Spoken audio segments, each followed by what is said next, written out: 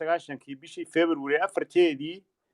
ciidamadii SNMta oo la socdaan ciidamadii Mingiste Xayla Maryan ayaa toos u soo galay magaalada Boorama iyo Dila isla markaa maalin qura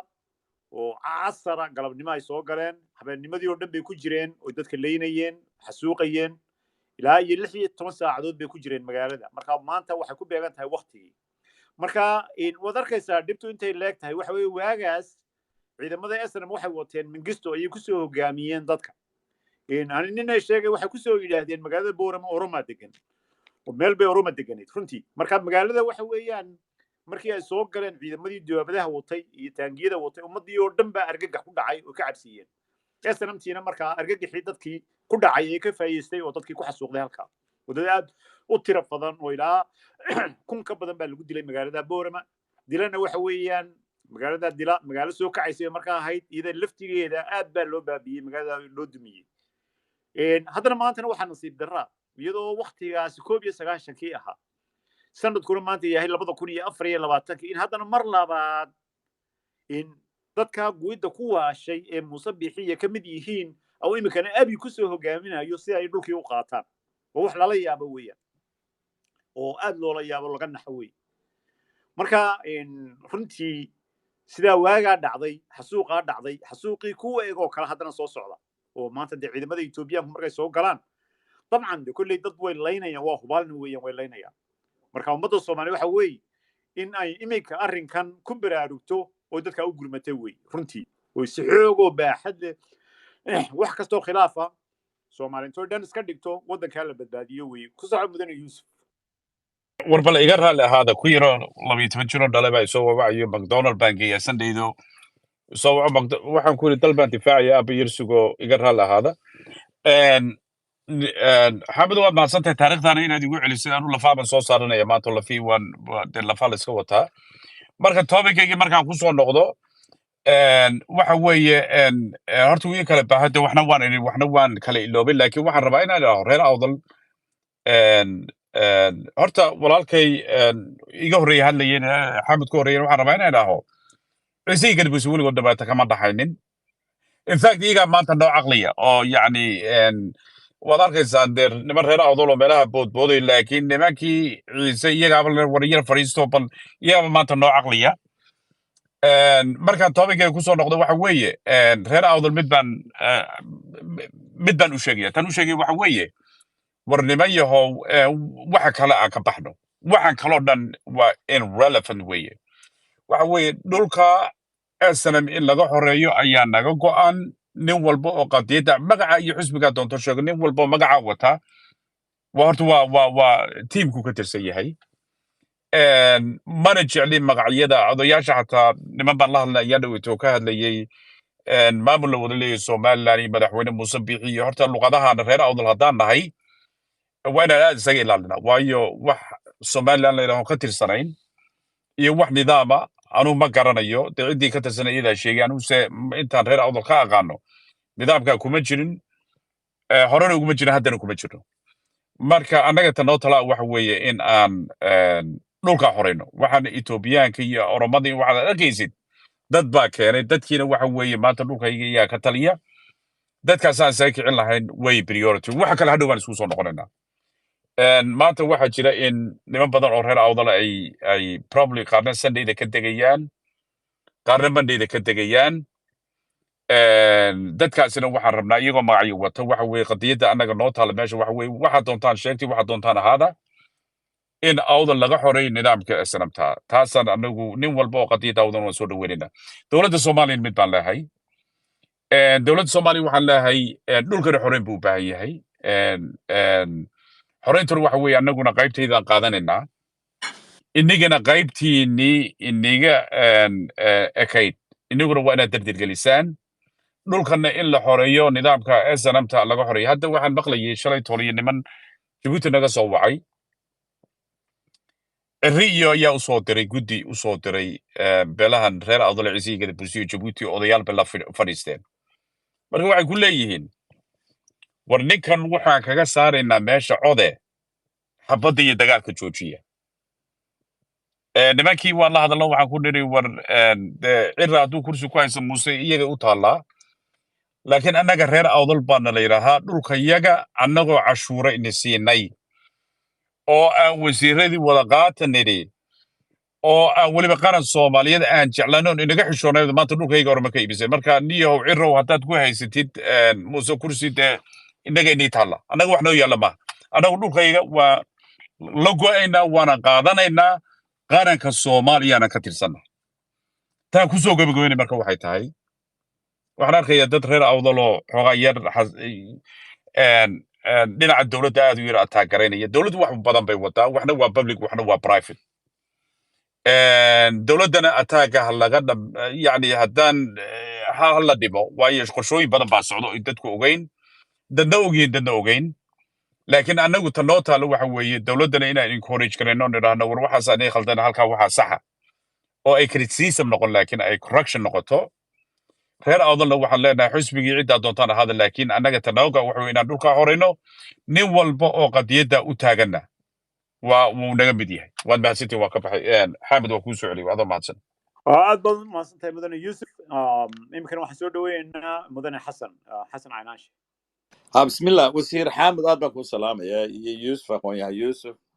dad badan baa ku jiraan magacyadooda kala gaaraynin aqoonyahankeena Xaaji Axmedna waa ku jira rag fara badan halkaas ay iga muuqdaan Xaliime iyo Cunaaye iyo rag fara badan inta haddaan ku soo gabagabeeyo magacyadiina kama wada gaarayo dadku aad bay isu bartay horta nimayahow waxyaalo yaroo technicality ah ayaa jira oo aan ku soo arkay xamar iyo maamulada ka jira waxa ay dhageystaan iyo dadka siday u kala activesan yihiin maanta haddaynu wixii hore oo dhan iska dhaafno meel ku tiirino oo aynu maanta ka bilowno waxaanu u baahannahay baleeg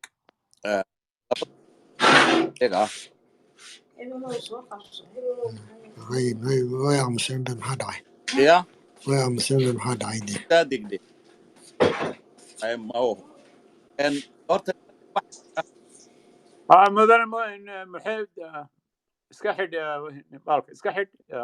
horna si hadalka dee saacad baan ku sugaynay waa lagu siini dadka ma ogtahay saanu ma wada arkayo inaysan ku siinayna waxba xanaaqin mudane xasan baad ku xigi horta nimaya waxa u baahannahay baa jira in la sameeyo kolleyba talay u baahan tahay anugu shakhsi xidhiidha speakerka xid maxamed speakerka xid way wasiirtii hadday xildhibaan tahay iyo ma ka gabado kiliib u duub qoraal u qor inta aan ka karo iyo inta la siiyo macnaheedu waa talo waxaan ogahay shakhsiyaadka active-ka ah ee muqdisho jooga ee gobolladeeda ka soo jeeda iyo sida ay dowladda wax u marsiiyaan maantana arrinta ugu weyn horta waxay ku xidhan tahay dowladda Soomaaliya sababtan taawley waxa weeye waa inaynu hello marka koowaad waa inaynu hello dad active ah maanta reer awdal intaasoo goboloo Soomaaliya xildhibaanadeeda haddii ay u tagaan inta ka joogta ama aqoonyahan ha noqdo ama maxay tahay xildhibaan ha noqdo ama wasiir ha noqdo cid maanta diidaysa ma jirto macnaheedu waxa weeye horta marka ugu horeysa awoodan muqdisho shakhsiyaadka iyaga yar ku haystaan ee ama doorashaha loogu xisho ama misinformation ha loogu xisho misinformation fara badan baa dowladdan muqdisho ka dhalata ilaa farmaajo ciddaa doontaan dhaha ayaa ka dhaadh raalliga yaraahada aniguna dare waxa weeye mudane xasan caynaashi wuxuu ka soo jeedaa burco exactly marka horta nimayaha waxa jira arrimo noocan oo kala ah oo aynu u baahanay marka hore in lala challenge gareeyo waayo historyga ay haystaan madaxweynayaasha maanta Soomaaliyeed ku doono ha noqdo Sheekh Shariif baan arkay Xasan Sheekh kalama hadlin farmaajaan arkay ra'iisul wasaarayaashii horaan arkay yacni aqoonta aad ka filaysaan waxa ku qafulan oo lagu xidhay labadeeda gobol waxay ku yidhaahdaan historyga waxay u haystaan inta aanu annaga ku nidhi oo aan history waxba ka jirin ah ayay niman hayaan marka aqoon darro fara badan ayaa meesha taala taas waa qodob aan u arkayo inuu leeyahay halisteeda 30 sanadood ama 24 sanadood ugu dambeeyay dowladda Soomaaliyeed soo noqotay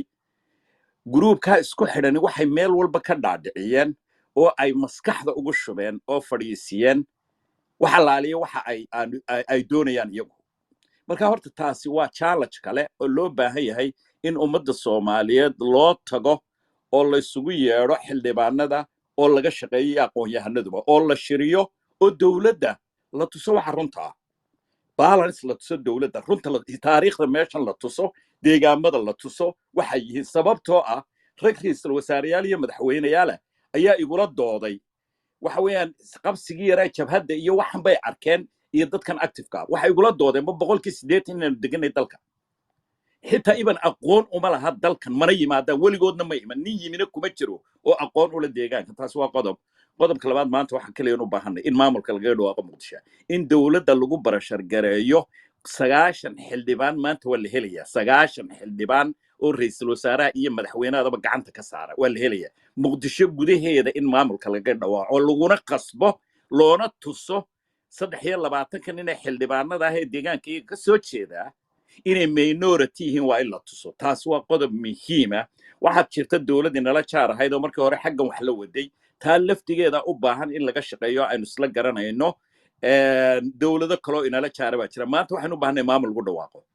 uma baahnin shir waxaan u baahanay in dibadda laga saboodho oo shirkaas lagu caawiyo oo Mareykan iyo Canada iyo Yuruba shirar aan ka qabanno lagu taageerayo oo maxay tahay dibadda laga kiciyo waa qodob haddii aan gudihii laga kici karaynin oo ay waxnaba yihiin waxaan u baahanay in dibaddii laga saboodho iyadana shirkaas si ay u arkaan dowladdu informationka la siiyay inuu sax yahay dadkan xaq u leeyahay waxa soo raacay qodobka la yiraahdo 48 49 xaq bay u leeyihiin bal horta maamul goboleed ha dambeeyo laakiin xaq waxa u leeyihiin haddadan maanta la joogo oo aan constitution la furo u baahnayn waxa u leeyihiin qodobka gobolka soo afgaran waayo gobol kale oo conflict ka dhex dhaco iyo muran ka dhex dhaco in straight away dowladda Soomaaliya maxay tahay looga xukumo kaasay ku doodi karaanba iyagoo aan meel kale u soo wareegin iyagoo aan odhaninba labada gobol hal la furay iyo gobol hal laga dhigaba maanta xaq ugu leeyihiin waa in la isticmaalo gobolkaas waxa la qodobka la isticmaalo qodobkaas u muhiim ah 48 ilaa 49 buu tagaa marka horta qodobkan bay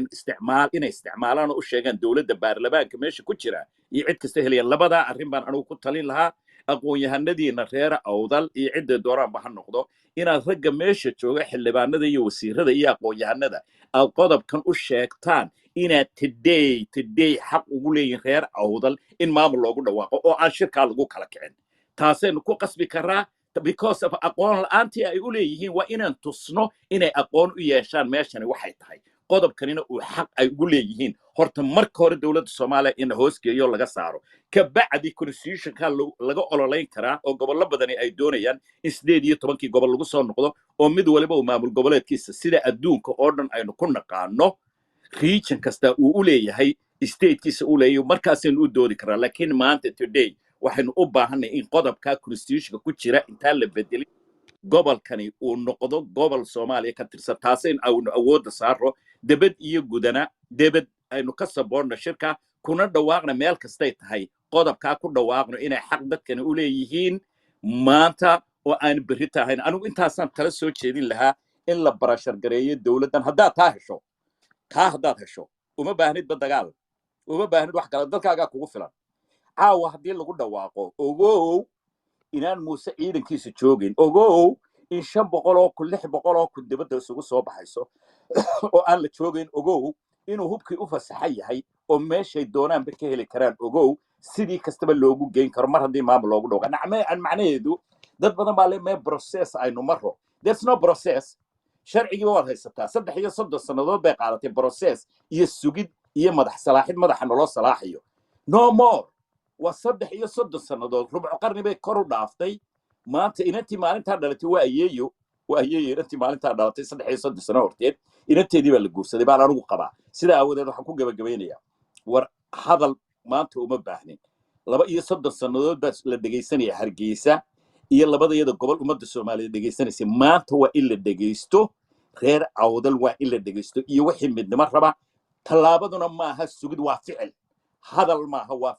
ficilka aynu muujino xamarna ka muujino dibadana ka muujino aniga taladaydu waa taa way ku soo celi salaam calaykum mudane xasan caynaashi aad baad mahadsan tahay waana talooyin aad u wanaagsan kulli waa aad u tixgelinaynaa aad baad mahadsan tahay thank you marka ku soo dhawow mudane maxamuud mudane jaamacani teen baad soo gali kartaa aad rabto waad soo gali kartaa mudane maxamuud ku soo dhawow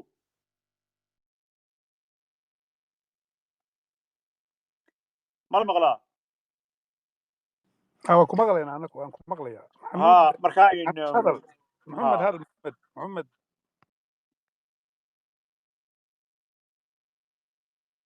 محمد وحول لها هذا كان اللي يجي ذي بان لقيت ما أنا لما هذا لما كلمة بقول أنت واي محمد زياريو horta waxa weeyaan waa inaan horta mid fahamno iminka abey haddaan ka hadlo kale hadda wuxuu bilaabay kolka hore weerar buu ahaa weerarkii markaa difaac baa ka hor yimiday marka haddana wuxuu bilaabay siduu difaacii u kala furfuri lahaa kow jimcadda qurbaha ka dhexaysa amba qoladani la yidhaahdo maxay security councilka warqad buu u qoray oo si u seexinayo waxaa kaloo la ii sheegayay in maanta iyo maalmahan arrintaa weli ma hawyar wasiirku inuu warar ka haya mooyaan in ay qoladan musabix ciidamadiisii ay yimaadeen meesha la yidhaahdo lughaya iyagoo 300 ku dhow oy maalmahan halkaa imanayeen ay yimaadeen waxaa kaloo la ii sheegayay iyadana weli baaris baan ku hayaa in uu qorsheynayo inuu ciidamadan la yidhaahdo new booliiska awal odhan jira hadda booliiska caadiga laga dhigay magacii waa laga bedelay inuu qorsheynayo inuu u ekeysiyo kuwa Soomaaliya inuu soo geliyo bacdama ay Soomaali yihiin qorshayaal yani imika wuxuu bilaabay weerarkii uu qaaday difaacii ka hor yimiday siduu u kala furfuri lahaa amba siduu weerar kale u qaadi lahaa oo arrimaha yani qorsheynaya waxaa ka mid ah inuu Somaliland qoladan halka musabixi nidaamkiisa uu hub iyo siduu wax u gaarsiin lahaa barnaamijyo badan oo caynkaas hadda ku jira waxaa kaloo la ii sheegaya inuu qorsheynayo inuu Soomaalida Ethiopia uu ka faa'iideysto siduu ka faa'iideysan karo أو askar intuu ka soo dhigo ama booliiska ha noqdaan ama kuwa imika qoranayba ha noqdaane أو sidaa kusoo gasho ka dhiga ciidanka Somaliland si uu qorshaha dadkani hadday kacdoonka imika ay qorsheynayaan bashirarkooga si loo afduubi lahaa marka intaasi waa inta aan ka maqlay inkastoo weli wararkaasi si fiican aanan u wada helin inta aan ka maqlay meeyaan intii أو majlis qoladan maxay أو ku fashilmay shirarkii kii jaamacadda carabta wixii oo dhan markii ay dagaalkii laga adkaaday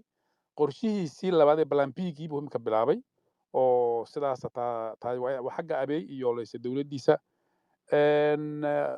muuse kolley isaga qudhadiisu waxaa laygu leeyahay de qorshaha buu isagana dhinac ka jiraa oo wadaa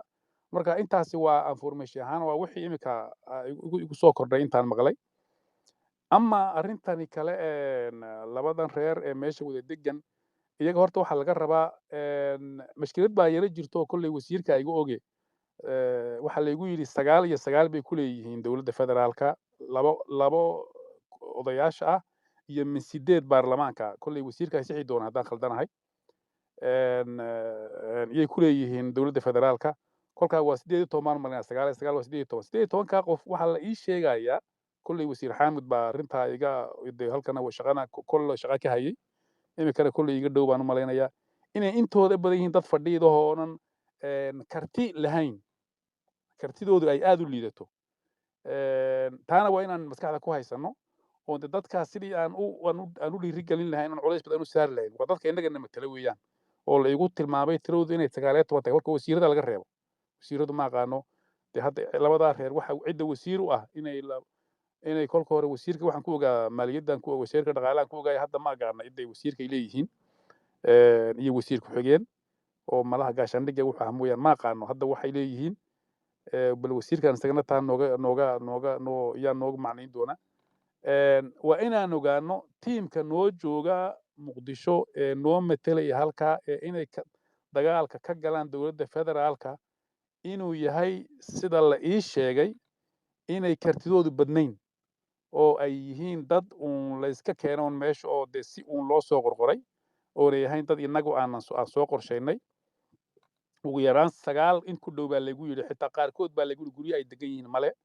waa sida la iigu warramay anu xamar ma tegin dowladdana kolley war badan kama hayo de waxa ciilaanka iyo leyse miidiyaha mahayna weli anu halkaa ma tegin kolley wasiirka ay sixi doona qaarkood waxba laygu leeyahay guryo ay degan yihiin ma jiro guryo ma kiraysan karaa yani awood darro marka waa inaan halkaana ogaano inaan liig ka leenahay waxaan la hadlayaa ree awdal oo dowladdii dadkii noo kicin lahaa ee baarlamaanka ku jiray inayna kartidoodii lahayn marka taana waa inaan maskaxda ku hayno oon sidii aan arrintaasina aan uga gaashaaman lahayn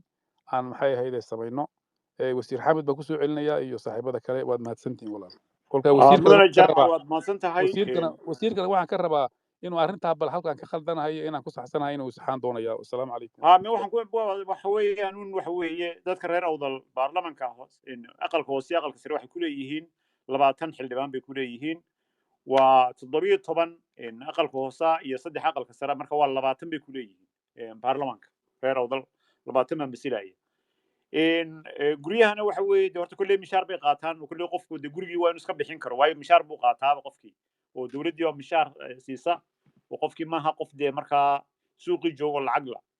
waa inuu guri iska bixin karo waayo mishaar buuba qaataaba taana taasaan ka odhanayaa leystir ahaan waa 20 wey oo ku jira aqalka sare iyo aqalka 3 aqalka sare iyo 17 aqalka hoose saasaan kaga bax mudane maxamuud kusoo dhawo markaa السلام عليكم ورحمة الله وبركاته وان سلام يا دمانتين باخيارتي ماشي كوجرتا مالي مغليا سيفي عمل لغو مغيا دمانتين بان سلام يا السلام عليكم ورحمة الله وبركاته ان عيوان كمشان كوار كيانا وان همبلينيا وارن ادو في عن وحنا ندوني لبا حنين ليرا وداغو وهذا يقرا لهذا هذا سو غلي محايدني ميديا waxa la sheegayaa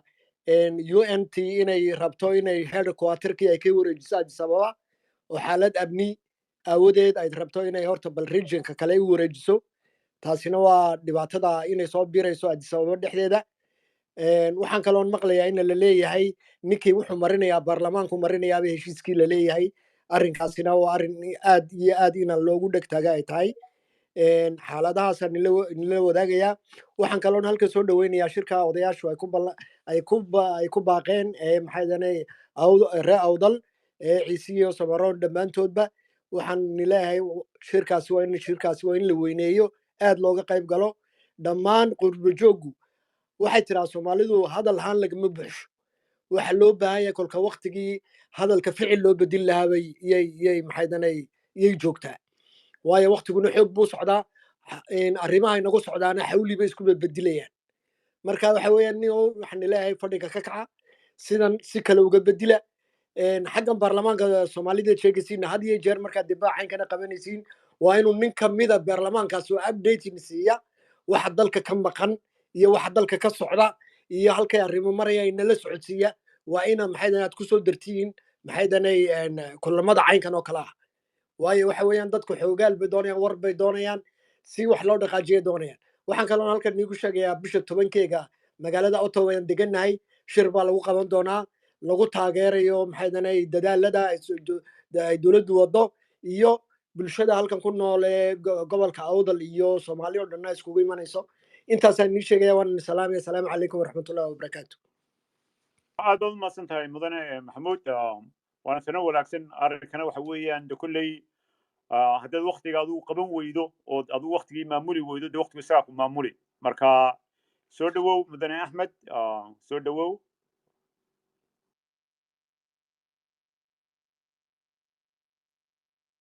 mudane axmed ku soco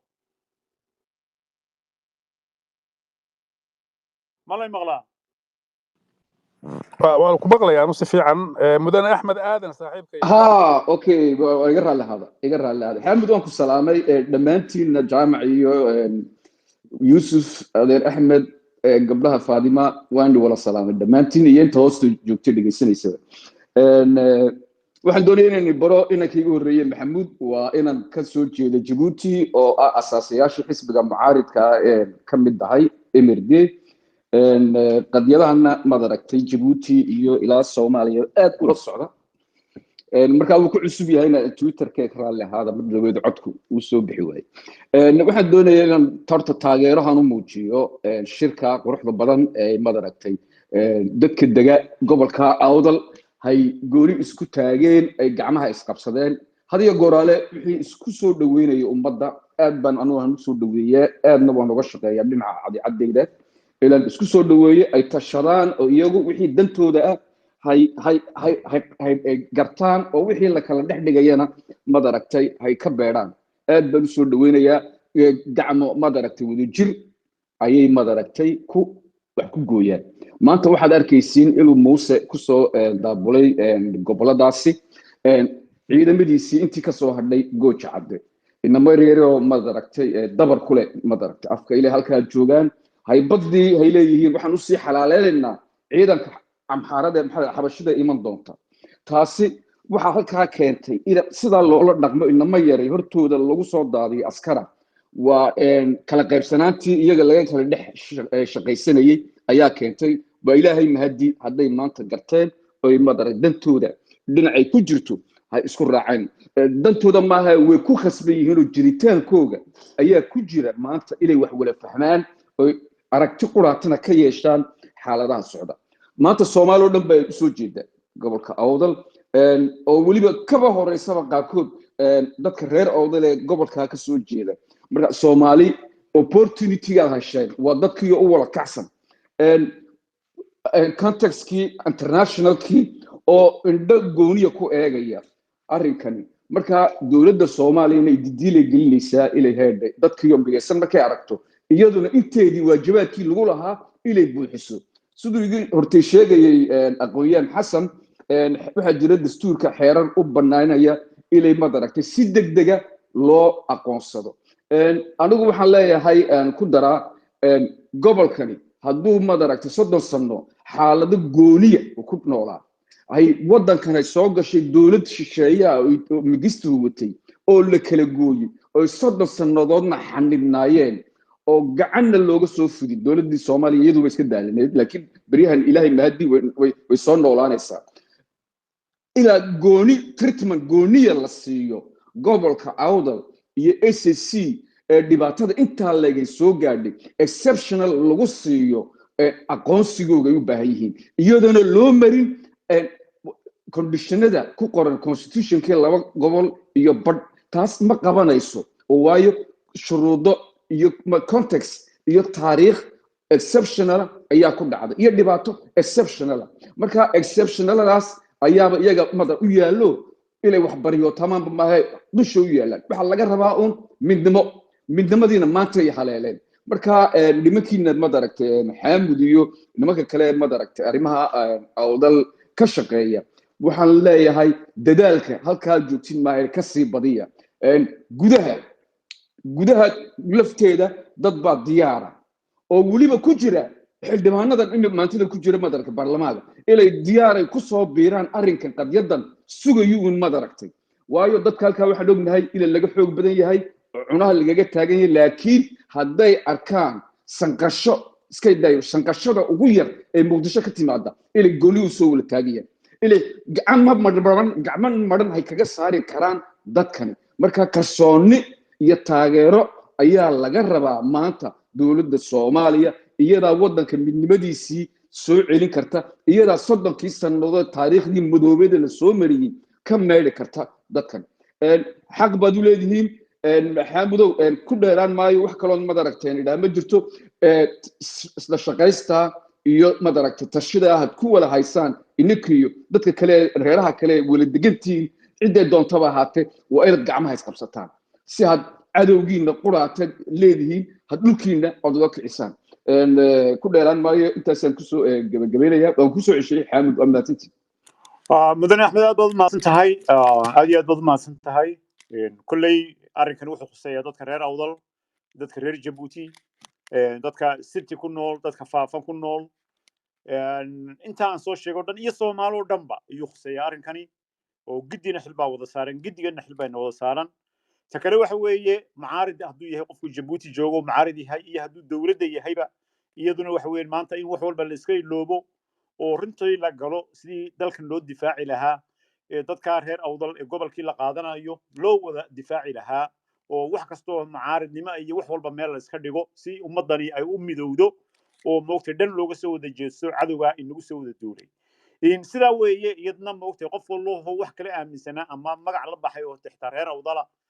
magacyada doonaya kala noqdaan iyakana waxa muhiim ah in unity yeeshaan oo tafaraaruq iyo wixii dadka kala qaybinayo dhan la joojiyo oo wax qura oo madasha dadku ku dhawaaqay iyadoo marka horena la sii sheegayo inaan wax Soomaaliland la yiraahdo aan ka mid ahayn axsaabtoodana aanan ku dhex milmin oona shaqo ku lahayn aanan rabno dhulkaa ummaddu ku nool yihiin in qarankii soomaali hoos yimaado weeye moogtay waxa kulley aan wada aaminsannahay marka giddigeenba maanta waxa weeye meel baan kasoo wada jeednaa mustaqbalkana waxa weeye dee cadowgii naga tegi maayo libaax halkaa unbay noo soo fadhiyi waayo 1000 sanaba halkaa unbay noo soo fadhiyey isku duubni unbaan ku difaaci jirnay iminkana waxa weeye inagoo 60 sano aan galnay muxugta xusuustii waxoogaa ay naga yani aan ilownay wax oo moogtahay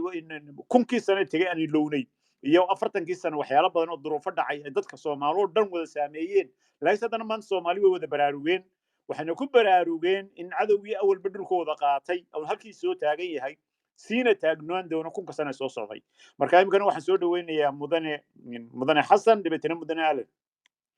mudane ibrahim waa mudane axmed baan malanaya okay mudane okay ku socdo mudane axmed السلام عليكم ورحمة الله وبركاته حامد وأنا قاعد أشيك أنا مرة ماذا مقشة أوكم غلا ku soco mudane بسم الله الرحمن الرحيم السلام عليكم ورحمة الله وبركاته ورحمة الله السلام يا وأنا مهد إلينا dadka goor kasta habeen dheeraar ku hawlan qadiyada gobolka awdal iyo dadka in xaaladda ka jirta dalkeena inta kadib anu waxaan doonay bas intii murtidii hadalkii intii u badneed waad wada tidhaahdeen waanad murtiyeyseen laakiin yaro maan ku darsan lahaa anugu muddo dhoweyd anana waktiga sheegayn oo colaadi ka taagan tahay dhulkeenii baan soo wada maray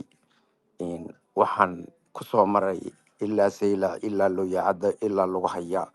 ilaa fuqi aadan meel aan soo marmi ma jiro iyaka oo dadku intoo dab la dhex dhigay qoryo laysku urursanayo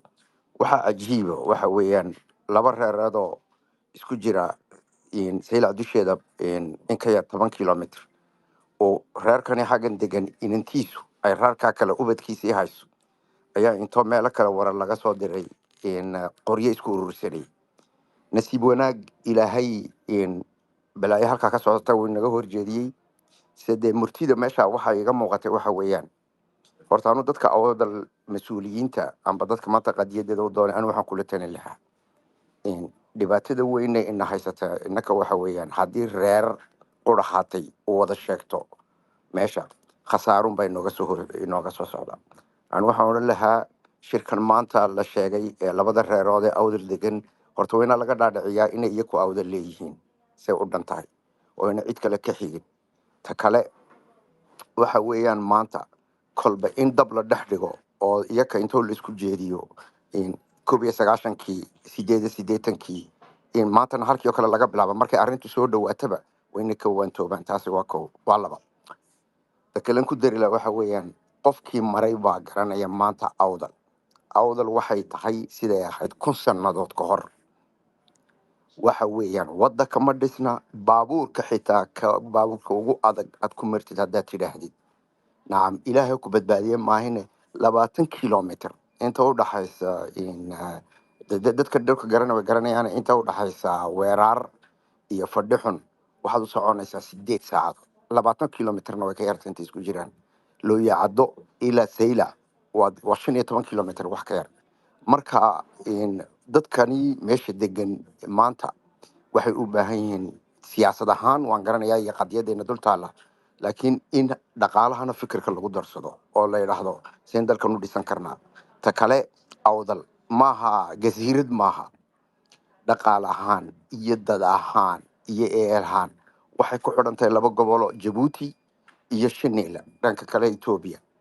marka dadka halkaa wada degay ee iswada dhalay anigu waxaan hadalka ku dheeraan maayo waxaan oran lahaa kow siyaasadda inay ka wada muuqdaan ururada awdal state iyo awdal state movement inay ka wada muuqdaan in shir weyn loo qabto xitaa haddii loo diido in Djibouti ay ku qabtaan amba ay ku haddii awdal loo diido oo xitaa Djibouti loo diido in ay shaaca ku qabsadaan oo intay wada yimaadaan ay wixii xumaantii 80kii u dambeysay gumaysuhu dhex dhigay iyo in ka danaysanaysan dhex dhigtay intay ka maydhaan ay ayahooga ka tashadaan oo arrin weelmada dhigtaan kuna tala galaan inay dawlad awdalisteeda oo loo dhan yahay oo wada leeyihiin oo garab joogta dawladda Djibouti iyo dawladda soomaalida ee kilika shanaad inay wada dhistaan anu intaasaan kusoo koobi lahaa waan u ducaynayaa khayr baan rajaynayaa ilaahayna khayr ha ka dhigo maanta maalin ay nooga dhowdahay ma jiro ilaahayna hayna garansiiyo waad mahadsantihiin wasalaamu calaykum waraxmatullahi wabarakaatu aad baad u baahsan tahay mudane lan axmed waxa weeyaan kolley arrinkani waa sidaad sheegtay waxa quran kugu darin waxa weeye halka shirka lagu qabanayo kolley ay shacaan ma noqon karo waa isha Itoobiya ku taala wad garanaysaa taa oo hadalka carabka ka hadla filaya waxaynu ka soo horjeednaa waxa weeye waa duulaanka oo inagu soo qaadayo muxuu ahaa moogtahay abi magaalada ay shacana taariikh bay leedahay run ahaantii oo magaalada waxa weeyaan 1960kii bishii August dadka ay shacad degan xasuuq ba'an bay u geysay dawladda Itoobiya oo dadka si xun oo axmaqnimo ay u xasuuqday oo aan naxariis darraa 1960kii bishii August meelahaas ay ahayd way waan garanayaa dhulka magaalada Cabdiqaadir baa ku noolaan jiray yaraantii boon waan ku dhashay laakiin waxa weeye dhulka waan aad baan u garanayaa marka ay shacad si xun bay u xasuuqday imikana kulli haddii shir lagu qabtana waa xasuuq kale oo dadku way xasuuqay marka korna laguma qaban karo ilaahay waxa lagu qaban karaa meelo fara badan oo kale oo kulli hal waxba ka odhan kari maayo kuma odhan karo ilaahay meelo badan baa lagu qaban karaa shirka la isugu yimaado waana muhiim sida aad sheegtay dadku wax kastoo la sameeyo inay raalli ka wada yihiin waxna aanan la sameeynin ilaa dadku raalli ka wada yahay way haddii la dadego oo wax la iska abuuro oo hadhow dadkii ay wixii diidaan fashil baa imanaya marka mar walba waxa weeye wax kastoo la sameysanayo waa inuu noqdo wax dadku ka wada muuqdaan dadka marka horeba qofkii xitaa moogtahay wax go'aanaya la qanciyo oo aan qofna moogtahay la oranin loo joojin maayo waa kelmadda Soomaalidu isticmaaldo qof halka loo joojin maayo dadkana cawday loo joojin maayo waxyaalaha Soomaalidu dhan baaba uu keenaa marka aad weey taasi waa waana fiican in dadku hadday meel isugu yimaadaan dadkii wax wada qabsanayay mar walba markay waxa soo dhameeyaan ee guryaha dhexdooda ku soo dhameeyaan dawladana ay cilaamiyaan waana talab fiican yaa ku xiga marka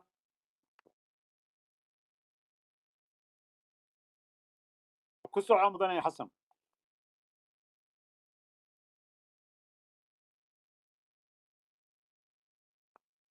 mudane xasan ku soco okay sugada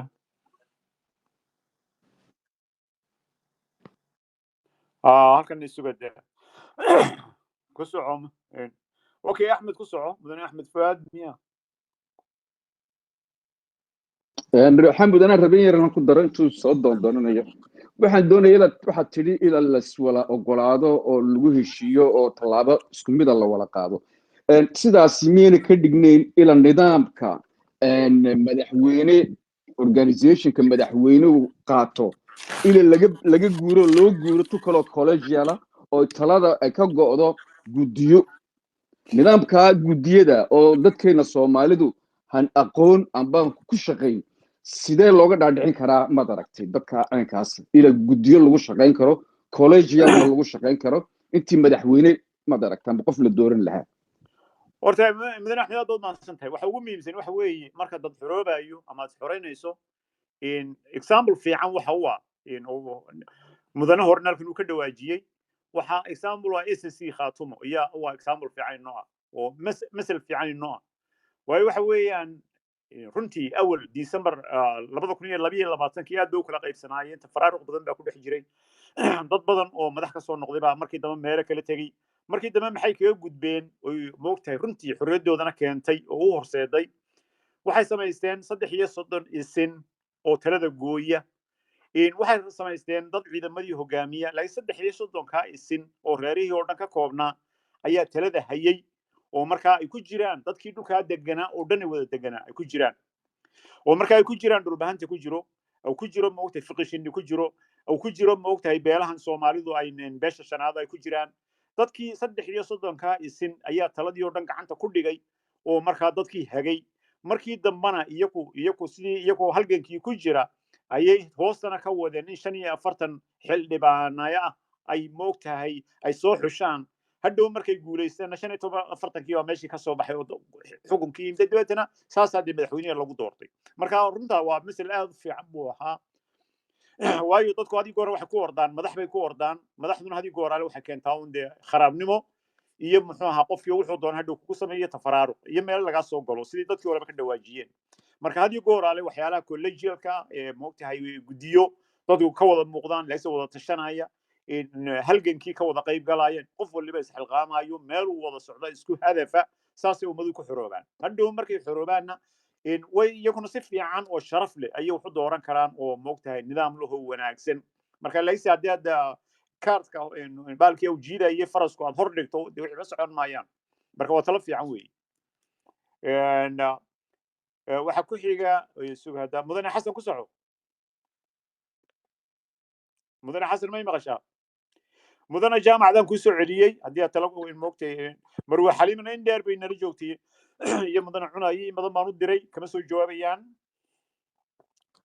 السلام عليكم برلباد وزير حامد ويو صاحبك احمد ادن iyo dhamaan waan salaamaya waxa weeyaan aan waxa oran lahaa horta taladan axmed way fiican tahay oo in nidaam anan madax ahayn oo gudiyo ah oo isku dhafan in la sameeyo way fiican tahay sidii kii khaatumo oo kale haddaan afka abadaaba horta yidhi laakiin taa waxaan u daynaynaa uun dadka technicalka hawsha wada annagu tala ahaan baan u soo jeedinaynaa qabashada meeshan hadda kolley iyakay u taalla halka ay u arkayaan meesha kolley dad baa gacanta hawsha gacanta ku haya yaa ka fikiri doona halka ugu ammaan ah ee ay odhan karaan halkaa baan joogi karnaa oon ku wax oo lagu qaban karaa maxay ahayd shirarka taana iyagaan ka sugaynaa kolley annaga u tilmaami mayno oo xaalad amni oo adag baa lagu jiraayo kolley waa inay noqoto uun meel iyaku ay dadka gudaha jooga khaasatan ay kasoo baaraan degeen waxa kaloo intaa ku dari lahaa tamidnimada horta waxa weeyaan bilmatil khaatumo oo kale iyagoo isku aan kala fogayn oo sida nimka laba reer oo sidan samaroonka ciise oo kale aan ahayn haddana dhibaato ka weyn tan ciisaha iyo samaroonka oo xoogaa isjiijiidahoo iska macna darrahuna dhex taallo iyo iyaga dhex taalla bay ahayd oo xitaa dilal gaadhay alxamdulillah xaggeenna waxaas caynkaas oo kale de marar hore oo sagaashanadii iyo wixii waqtiyadii dee fowdadii weynayd ee jabhadaha iyo maahina hadda wax weyn oo dhib oo dile ma jira alxamdulillah kolley marar waxba iska dhacaan ba dhici kartaa marka horta taa waan kaga dhownahay oo teen waxa weeyaan uun dad aanan innaga labada dhinacba ka tirsan oo caqligoogu badnayn na waa laga faa'iidaysanayey inkastoo tiradooda aanan qiyaasi karin aanu siyaasiyiin innagu aan leenahayna way jireen oo arrinta kolley ku ciyaari jiray oo kolba sayd waan u dhigi jiray oo dana iyaku ka maxay ahayd laakiin maanta wixii way soo dhaaftay oo dee xaalad waxayba gashayba maxay ahayd jir amba jiri maysid marka tan midnimada waxaan isleeyahay waa tallaabada ugu horreysa waana markii ugu horreysay 30 sano amba 40 sano aan maqlo labadaa reer baa shirayo aad baan ugu farxay reer hebel baa meel ku shirayo reer hebel buu shirayaan baan awal maqli jiray oon aad ugu xumaan jirnay alxamdulillah maanta haddii ay leeyihiin annagii baa wada shirayna waxayba noqon doontaa example fiican oo walaaliheennan kale ee beesha dhexena ma wada xumo oo dadka 80% waan ogahay dad wanaagsan ay ku jiraan kolka laga reebo siyaasiyiinta waalatay ee de iyagu de xukunka u waashay gooska marka laga reebo iyaga qudhooda waxaan noqon doonaa example oo waxaan u malaynayaa inayn iyaguna naga fogeyn in badan oo ka mid a khaasatan kuwa xagga wixii hargeysa ka sarreeya xitaa hargeysa lafteeda xitaa reerka muuse bixi ka soo jeeda oo anu ma wada aaminsanay inay dad wada xun yihiin oo waana saaxiibo badan baan ku leeyahay waa dad iyagu wanaagga jecel marka haddii ay arrintani sida aan doonayno amba aan rajaynayno amba imika aan ku fikirayno amba aan hadal haynaba midnimada waa muhiim midnimada haddaan samayno ummadda soomaaliyeed bay dan u tahay labada reer bay dan u tahay gobolkay dan u tahay oo mar kasta oo ay laba qof heshiiso waa mar kasta oo wanaag uu jiro mar kasta oo ay xumaani imato laba qof ka bilow ilaa wixii ka badan waa mar kasta ay dhib jirto ay mashaakil iyo culays iyo dhaqaale darre iyo burbur kuu soo socdo mar kasta oo ay heshiis iyo walaaltinimo iyo wax wada qabshi jirana waa mar kasta oo loo socdo xagga horumarka iyo maxay ahayd iyo wadajirka iyo wanaagga wixii dhib kugu soo wada ay cadow ahna aad iska difaaci karaysid haddaad qaybsan tahayna waa markuu cadow ka faa'iidaysanayo oo aw maxay ahayd aw dhibaato kugu samayn karayo cadowgaas oo ah cadowgu waa laba nuuc kan basharka ah bini'aadanka oo ay ugu horreyso kooxdan abay oo hogaamiyo iyo saaxiibadii iyo kii kale ee bilbetel dabaylaha oo kale balaayooyinka iska dhacay oo kale xayawaanku soo weer waxaas oo dhow cadow marka markasta waxa laga bixi karaa anu waxaan aaminsanahay inay tahay midnimaduna waa shay muhiima oo anigu aaminsanahay shakhsiyan bilmathal anu waxaan idhaahdaa markaste anigoo iga raalliya inaan ku dheeraadana ma rabee saaxiibadayna kalaan doonaya inaan u daayey waxaan idhahdaa markaste saylac inay sidaa noqotay u fool xumaato amba mandaqadaasi inay sidaa noqoto waxa ugu wacan tafaraarqa labada reer dhexdiisa iyo ummadihii kale kusoo jiidi lahayn meeshaasi ilayn magaalo reerna ma samayn karo laba reerna ma samayn kartay waxa samayn karta ilbax nimanka bilbata Djibouti oo kale inay Djibouti iyadu xaaladeedu daba iska adag tahayba haddana inay sidaa noqoto waxa keentay Soomaalida iyo Canfarta iyo dadka Carabta iyo banka soo jeeda iyo ummadaha kale iyo xitaa gaaladii meesha imatay ilbaxnimadii isku biirtay baa inay Djibouti noqoto oo amba wadan ha noqoto amba magaalaba ha noqotee keentay haddii reer ku dhaatay loo deyn lahaa amba reerkii meesha deganaan loo deyn lahaa waxaan aaminsanahay in la mid ahaan lahayd uun tuulooyinkan kale ee Soomaalida ee bilmatal maxay ahayd ay ceelgaal iyo xariirad iyo hadhagaaliyo bay la mid noqon lahayd waxa keentay inay noqoto magaalo weyn oo maanta dee xaaladeedu say doontaba ha noqotay laakiin haddana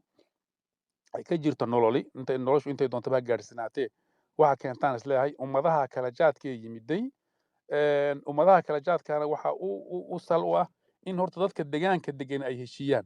markay dadka deegaanka degan heshiis ay noqdaan ayay wax kasta oo wanaagana qaban karaan wax kasta oo dhibana iska difaaci karaan ama hadday iyagu kala qaybsan yihiin oo ay xaggooga aw qaybtan dhexdooda iyo dhibaata ay taalo gaajo iyo burbur iyo dhibaata waa albaabka u joogta aad baan ii salaamaya asalaamu calaykum